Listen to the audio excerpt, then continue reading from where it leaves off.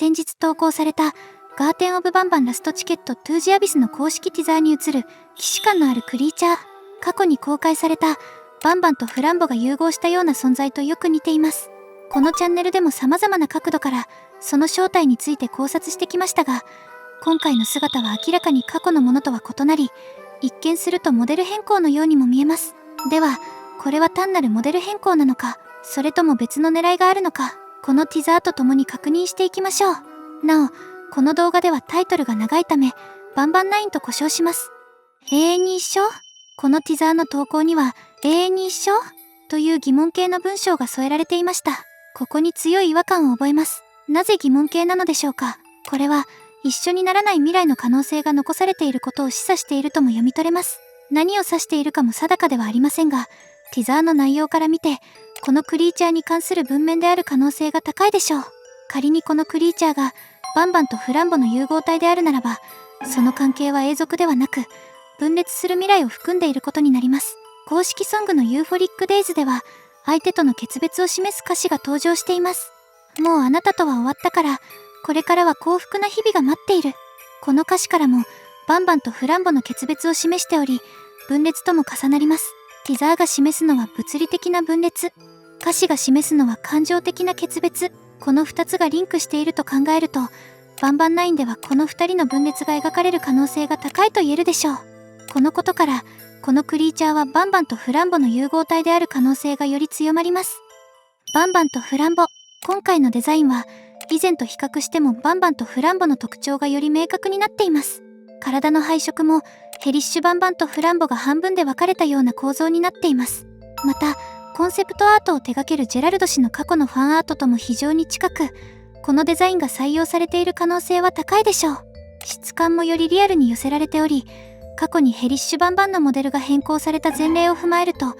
今回もモデル調整の一環と見ることは可能です。しかし、ここで一つ疑問が残ります。なぜ、この2体だけが対象なのか。高濃度ジバニウムのタンクには、バンバンとフランボ以外にもシリンジョンやバンバリーナが落下しています。それにもかかわらず、なぜこの2体のみが融合しているように見えるのでしょうか。そもそも、ジバニウムによって融合が起きた前例は存在していません。確認されているのは、リトルビークのように巨大化し凶暴化する事例のみです。つまり、バンバンとフランボだけが都合よく融合し、同一個体として存在し続けるという前提には矛盾が生じます。先ほどの疑問系のコメントも、この不確定さを裏付けていると考えられます。さらに、ティザー画像の明るさを調整すると、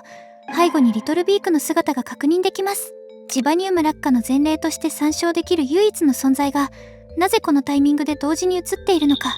ここに、もう一つの違和感が生まれます。はべこべの世界。これらの違和感をまとめると、一つの仮説に行き着きます。それが、アビスの影響によって歪んだ世界が映されているという説です。今回のティザーでは、本来同時に存在しない要素が混在しています。バンフラ融合体の示唆と、リトルビークの存在。さらに、王国ではなくジバニウム村のような空間。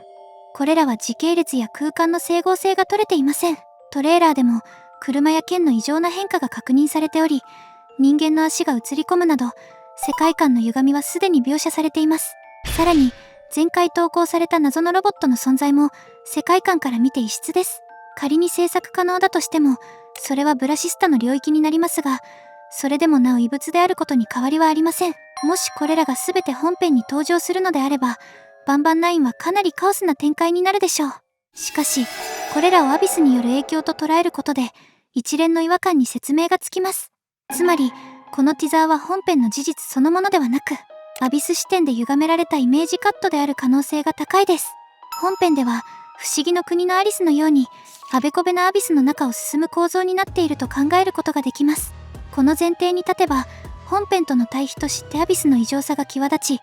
全体の物語の辻褄も整理しやすくなります。例えば、今までの矛盾点はアビスの影響下にあったため、という風にプレイヤーに解釈させることができます。まとめると、今回のティザーは典型的なミスリードであり、本編とは異なる世界線に存在するアビスの異質さを象徴したイメージカットである可能性が高いです。また、融合体についても多数存在するとは考えにくく、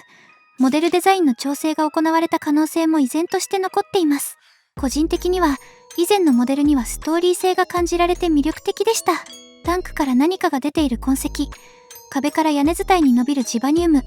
屋根の上で謎のクリーチャーが吠えている、といった一貫性がありました。今回のモデルは融合の前例がないこともあり、やや後付けの印象も受けました。さらに、存在しないはずのリトルビークや、消失した可能性のあるジバニウム村が同時に描かれている点も含め、全体として嘘のような違和感が強いティザーだと感じます。これはティザートレーラーのサブタイトルにもあった疑いにも通じる構図ではないでしょうか。皆さんはどう感じましたか？チャンネル登録、高評価をしてからぜひコメントで教えてくださいね。